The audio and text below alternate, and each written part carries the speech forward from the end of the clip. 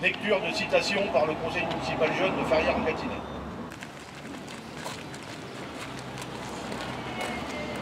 Être libre, ce n'est pas seulement se débarrasser de ses chaînes, c'est vivre d'une façon qui respecte et renforce la liberté des autres. Nelson Mandela. Un ami est celui qui vous laisse l'entière liberté d'être vous-même. Jim Morrison. La liberté consiste moins à faire sa volonté qu'à ne pas être soumis à celle d'autrui. Jean-Jacques Rousseau. Le vrai démocrate est celui qui, par des moyens non violents, défend sa liberté, par conséquent celle de son pays, et finalement celle de l'humanité tout entière. Gandhi. La liberté des uns s'arrête là où commence celle des autres. Proverbe.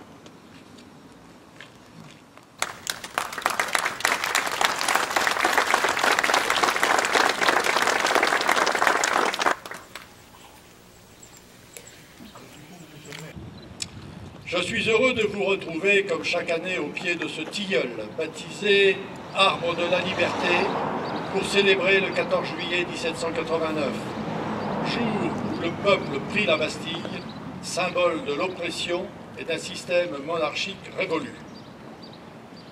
C'est ainsi que les représentants du peuple français, constitués en Assemblée nationale, considérant que l'ignorance, l'oubli ou le mépris des droits de l'homme sont les seules causes des malheurs publics et de la corruption des gouvernements, ont résolu d'exposer dans une déclaration solennelle les droits naturels, inaliénables et sacrés de l'homme. Afin que cette déclaration, constamment présente à tous les membres du corps social, leur rappelle sans cesse leurs droits et leurs devoirs. En conséquence, le 26 août 1789, l'Assemblée nationale reconnaît et déclare en présence et sous les auspices de l'être suprême les droits suivants de l'homme et du citoyen.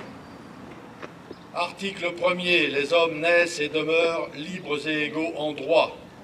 Article 2, le but de toute association politique est la conservation des droits naturels et imprescriptibles de l'homme.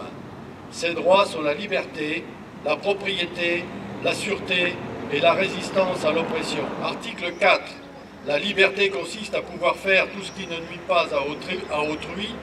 Article 11, la libre communication des pensées et des opinions est un des droits les plus précieux de l'homme. Tout citoyen peut donc parler, écrire, imprimer librement, sauf à répondre de l'abus de cette liberté dans les cas déterminés par la loi. N'oublions pas les Charlie, les Bataclan, les Nice, les Magnanville, les Gare Saint-Charles et bien d'autres attentats ignobles qui tentent de mettre nos valeurs en péril. Ces valeurs, nées le 14 juillet 1789, qui sont le ciment de notre République. Vive le 14 juillet, vive la France, vive l'Europe.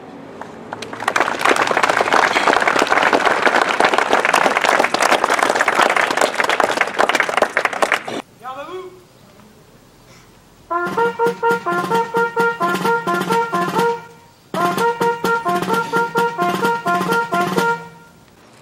Dépôt du gerbe.